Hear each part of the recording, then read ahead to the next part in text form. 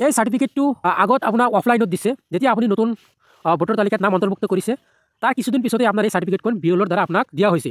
Subscribe now and press the bell icon. Never miss an update. Hello বন্ধু বান্ধৱীসকল, আজি আমি আপোনালোকৰ কাৰণে আৰু এটা নতুন ভিডিঅ' লৈ আহিছোঁ, certificate of E voters place. এই সাৰ্টিফিকেটটো সকলোৰে প্ৰয়োজন আছে। আপোনালোকে সকলোৱে সাৰ্টিফিকেটটো বনাই ল'ব। একদম সিম্পল হয়, আপোনালোকে সকলোৱে সাৰ্টিফিকেটটো বনাব পাৰিব। আপোনাৰ হাতত থকা মোবাইল ফোনটো দি আপোনালোকে বনাব পাৰিব। এই সাৰ্টিফিকেটখন বনাওঁতে আপোনাৰ এটকাও দিব নালাগে, সম্পূৰ্ণ ফ্ৰীতে আপোনালোকে বনাব পাৰিব। এই সাৰ্টিফিকেটটো আগত আপোনাৰ অফলাইনত দিছে, যেতিয়া আপুনি নতুন ভোটাৰ তালিকাত নাম অন্তৰ্ভুক্ত কৰিছে তাৰ কিছুদিন পিছতে আপোনাৰ এই সাৰ্টিফিকেটখন বিএলওৰ দ্বাৰা আপোনাক দিয়া হৈছে। সেই সাৰ্টিফিকেটখন বৰ্তমান অনলাইনত আহি গৈছে। এই সাৰ্টিফিকেটখন আপোনালোকে কেনেকৈ বনাব আহক সেই বিষয়ে আমি আগবাঢ়ো। ভিডিঅ'টো আৰম্ভ কৰাৰ আগত আমি আপোনালোকক এটা ৰিকুৱেষ্ট কৰিম, যদি আপোনালোকে আমাৰ এই চেনেলটো এতিয়ালৈকে ছাবস্ক্ৰাইব কৰা নাই, এতিয়া আপোনালোকে এই ছাবস্ক্ৰাইব বাটনটো ক্লিক কৰি আপোনালোকে ছাবস্ক্ৰাইবটো কৰি দিব, আৰু যিটো আপোনালোকে বেল আইকনটো ওলাই আহিব সেই বেল আইকনটোত ক্লিক কৰি আপোনালোকে নটিফিকেশ্যনটো অল কৰি দিব। যেতিয়া আমি নতুন নতুন ভিডিঅ' আপলোড কৰিম আপোনালোকে অতি সোনকালে চাব পাৰিব। আহক ভিডিঅ'টো আৰম্ভ কৰোঁ।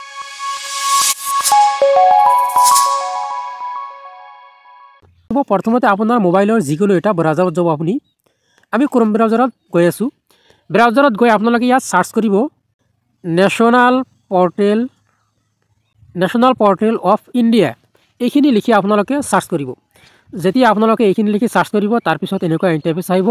প্ৰথম যিটো আপোনালোকে ৱেবছাইট দেখা পাব national portal of India www.india.gov.in, ইয়াত আপোনালোকে ক্লিক কৰিব। যেতিয়া আপোনালোকে ইয়াত ক্লিক কৰিব তাৰপিছত এনেকুৱা এটা ইণ্টাৰফেচ আহিব। আপোনালোকে একদম ওপৰত দেখা পাব এটা সাৰ্চৰ বক্স আছে। এই সাৰ্চৰ বক্সত আপোনালোকে ক্লিক কৰিব। ইয়াত আপোনালোকে কি লিখিব, ইয়াতে লিখিব লাগিব ই ভোটাৰ সাৰ্টিফিকেট। এই ভোটাৰ সাৰ্টিফিকেট এইখিনি লিখি আপোনালোকে সাৰ্চ কৰিব। ইয়াত আপোনালোকে সাৰ্চৰ এটা আইকন দেখা পাইছে, ইয়াত আপোনালোকে ক্লিক কৰিব। যেতিয়া আপোনালোকে সাৰ্চ আইকনত ক্লিক কৰিব তাৰপিছত বহুতকেইটা আপোনাৰ ইয়াত ৱেবছাইট আহি যাব। ইয়াত আপোনালোকে প্ৰথম যিটো ৱেবছাইট দেখা পাব chief electoral officer Delhi home, এই প্ৰথমটোতে আপোনালোকে ক্লিক কৰি দিব। তাৰপিছত আপোনালোকৰ সন্মুখত এনেকুৱা এটা ইণ্টাৰফেচ আহিব। এতিয়া আপোনালোকে অলপ তলত আহি যাব।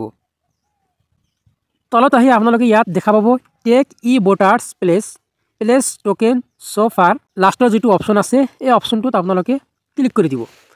যেতিয়া আপোনালোকে ইয়াত ক্লিক কৰিব আৰু এটা নতুন পেজ খোল খাব। ইয়াত আপোনালোকক দেখাব ই ভোটাৰ্ছ প্লেচ, তাৰ তলত আপোনালোকে দেখা পাইছে টাইটেল MR, ইয়াত আপোনালোকে ক্লিক কৰিব। যি হয় আপোনালোকে ইয়াৰ পৰা সেইটো ছিলেক্ট কৰিব। সেইটো টাইটেলটো ছিলেক্ট কৰাৰ পিছত আপোনালোকে তলত এটা বক্স দেখা পাব ইণ্টাৰ ইউৰ নেম, ইয়াত আপোনাৰ নামটো ইণ্টাৰ কৰিব।